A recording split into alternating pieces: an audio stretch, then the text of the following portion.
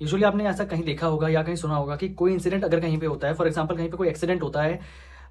या फिर कहीं कोई मर्डर होता है, वहां पर जो भी लोग आसपास होते हैं वो डायरेक्टली उसके अंदर इन्वॉल्व नहीं होना चाहते या फिर पास नहीं जाना चाहते या हेल्प नहीं करने जाते, जो कि ऑन वाइडर पर्सपेक्टिव बहुत ज्यादा क्रिटिसाइज भी होता है कि लोगों को किसी की फिक्र नहीं है, वो अपने सामने ये चीज होते हुए देखते हैं लेकिन वो हेल्प नहीं करते या किसी को इन्फॉर्म नहीं करते, पुलिस को कॉल नहीं करते, वट। लेकिन इसके पीछे एक बहुत बड़ा रीजन है जिसकी तरफ ना तो कभी कोई ध्यान देता है, ना तो कोर्ट्स ध्यान देते हैं, ना तो पुलिस ऑफिशियल्स ध्यान देते हैं, ना तो वी एज अ लॉयर कभी हम लोग बहुत ज्यादा इस चीज पर फोकस करते हैं कि जब भी कोई इंसिडेंट होता है और उसके आसपास अगर कोई उसमें इन्वॉल्व होता है,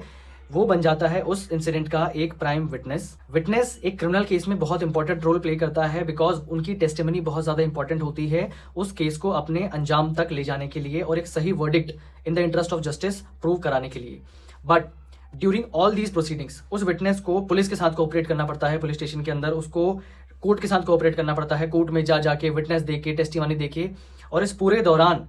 उसका कोई लेना देना नहीं था उस इंसिडेंट पे, बस वहां पे खड़ा था, या तो उसने पुलिस को इन्फॉर्म कर दिया या तो वहां खड़ा था, वो किसी वीडियो कैमरा में कैप्चर हो गया, सीसीटीवी कैमरा में कैप्चर हो गया और वो एक विटनेस बन गया। इररिस्पेक्टिव ऑफ कंसिडरिंग उसकी विलिंगनेस है या नहीं, उसको विटनेस बना दिया जाता है, उसको कंपेल कर दिया जाता है कि आपको कोर्ट में आना है, अपनी टेस्टिमनी देनी है, अगर आप नहीं दोगे तो आपके अगेंस्ट कंटेम्प्ट ऑफ कोर्ट हो जाएगा, लेकिन हम आपके लिए कुछ नहीं करेंगे। जबकि सेक्शन 350 ऑफ भारतीय नागरिक सुरक्षा संहिता में स्पेसिफिकली ये क्लॉज मेंशन्ड है कि कोई भी कंप्लेनेंट या विटनेस अगर कोर्ट में या ट्रायल के दौरान,